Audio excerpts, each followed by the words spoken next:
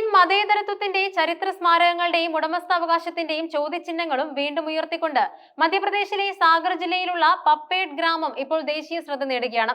ഒരു മസ്ജിദിന്റെ പരിസരത്ത് നടത്തിയ കുഴിയെടുപ്പിനിടെ ശ്രീരാമ സീതാ വിഗ്രഹങ്ങൾ കണ്ടെത്തിയതാണ് നൂറ്റാണ്ടുകളായി ഈ മണ്ണിൽ ഉറങ്ങിക്കിടക്കുന്ന ഒരു സാമൂഹിക മതപരമായ തർക്കത്തെ അഗ്നിനാളമാക്കി മാറ്റിയത്. കഴിഞ്ഞ ദിവസമാണ് സംഭവം നടന്നത്. പപ്പേഡ് ഗ്രാമത്തിലെ പുരാതനമായ ഒരു മസ്ജിദിന്റെ ഉള്ളിലോ പരിസരത്തോ ചില നിർമ്മാണ ആവശ്യങ്ങൾക്കായി കുഴിയെടുക്കുന്നതിനിടെ മണ്ണിനടിയിൽ നിന്നും ചില ശിലാവിഗ്രഹങ്ങൾ കണ്ടുകിട്ടിയത്.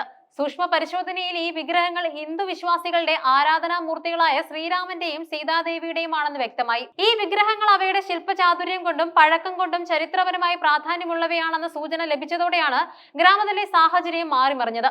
ഈ വിവരം കാട്ടുതീ പോലെ ഗ്രാമത്തിൽ പടരുകയായിരുന്നു. നിമിഷങ്ങൾക്കകം പ്രദേശവാസികളായ നൂറുകണക്കിന് ഹിന്ദു വിശ്വാസികൾ വിഗ്രഹങ്ങൾ കണ്ടെത്തിയ സ്ഥലത്തേക്ക് ഒഴുകിയെത്തി. അതോടെ ആകസ്മികമായ ഒരു പുരാവസ്തു കണ്ടെത്തൽ എന്നതിലുപരി ഇതൊരു വലിയ മതപരവും രാഷ്ട്രീയപരവുമായ വിഷയമായി രൂപാന്തരപ്പെട്ടു. വിഗ്രഹങ്ങൾ കണ്ടെത്തിയതോടെ സംസ്കൃത ബച്ചാവോ മഞ്ച് പോലുള്ള ഹിന്ദു സംഘടനകളുടെ നേതാക്കൾ ശക്തമായ വാദങ്ങളുമായി രംഗത്തെത്തി. അവരുടെ പ്രധാന ആരോപണം ഇങ്ങനെയായിരുന്നു: വിഗ്രഹങ്ങൾ കണ്ടെത്തിയ ഈ സ്ഥലം മുമ്പ് ഒരു ക്ഷേത്രമായിരുന്നു.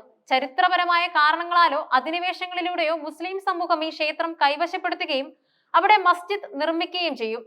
തങ്ങളുടെ വാദത്തിന് തെളിവാണ് ഇപ്പോൾ ലഭിച്ചിരിക്കുന്ന പുരാതന വിഗ്രഹങ്ങളെന്നും അവർ പ്രഖ്യാപിച്ചു.